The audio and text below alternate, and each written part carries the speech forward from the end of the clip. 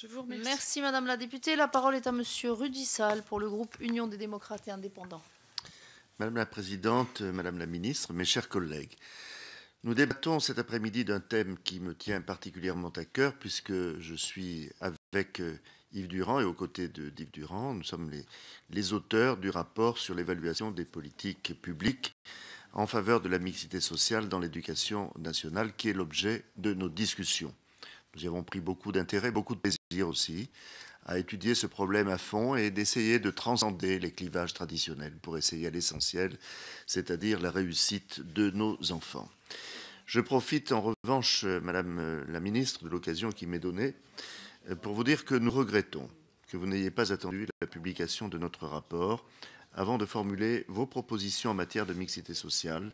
Je trouve que c'est un mauvais signe envoyé au travail des représentants de la nation. L'institution scolaire s'appréhende comme le prisme au travers duquel peuvent être abordés tous les problèmes de la société.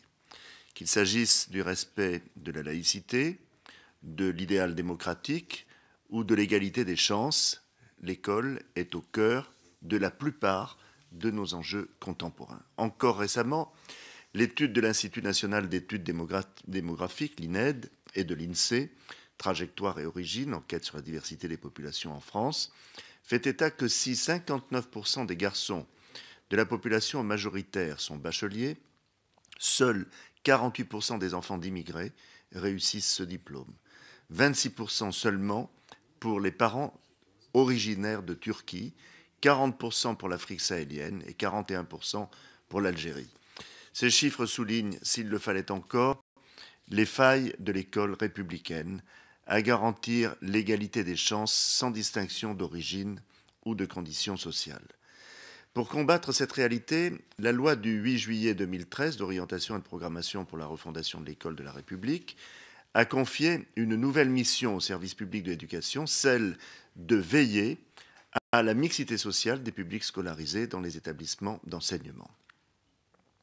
Le défi est grand, car l'un des facteurs prépondérants à l'absence de mixité à l'école est d'abord la ségrégation résidentielle. Plus celle-ci est marquée, plus les établissements scolaires sont ségrégés, même si, il faut le souligner, de grands progrès ont été accomplis grâce en particulier au plan national de rénovation urbaine lancé en 2003 par Jean-Louis Borloo. Une fois le constat posé, quels peuvent être les remèdes pour que notre école redevienne un modèle d'intégration et de progrès?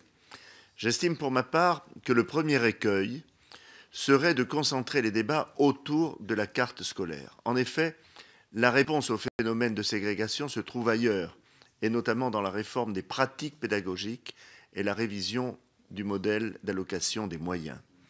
Au groupe UDI, nous restons convaincus que lorsque les équipes pédagogiques sont soudées, qu'elles sont fortes et qu'elles travaillent dans la durée, avec un chef d'établissement qui joue un rôle de manager, tant l'ambiance que les résultats sont satisfaisants, et nous avons pu le remarquer dans de multiples établissements.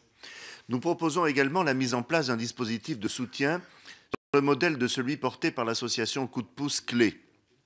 Il faut que, dès le premier trimestre en cours préparatoire, l'enseignant et le chef d'établissement soient en situation de détecter les élèves qui rencontrent les premières difficultés d'apprentissage et d'appropriation.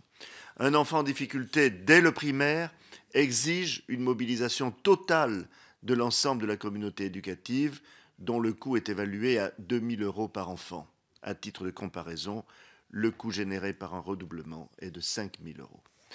Enfin, alors que nous débattons aujourd'hui de la mixité sociale, je ne pourrais conclure mes propos sans évoquer la suppression à mon tour des classes bilingues prévues par la réforme du collège. Ce n'est pas faute de l'avoir répété à de nombreuses reprises, Madame la Ministre. Vous faites là une grave erreur en niant la réalité et le succès du dispositif des classes bilingues. Jusqu'à présent, dans ces classes, les élèves étaient recrutés sans sélection, sur le seul fondement de leur motivation. C'est un fait avéré. Les classes bilingues enregistrent l'inscription d'enfants de catégorie sociale moyenne ou favorisée dans les collèges des zones urbaines sensibles et elles contribuent largement à la mixité sociale de l'établissement. Et sur ce point, je dois dire que tous les chefs d'établissement que nous avons rencontrés dans les quartiers difficiles ont été unanimes pour le regretter. Mes chers collègues, l'absence de mixité a des conséquences terribles.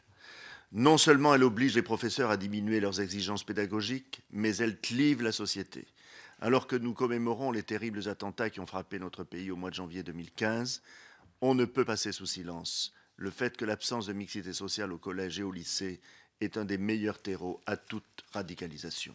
Madame la ministre, soyez certaine que les députés du groupe UDI seront vigilants quant à vos nouvelles promesses. Je pense en particulier à l'association du secteur privé chez qui j'ai pu constater une réelle volonté de participer à la bataille pour la mixité. Je vous remercie.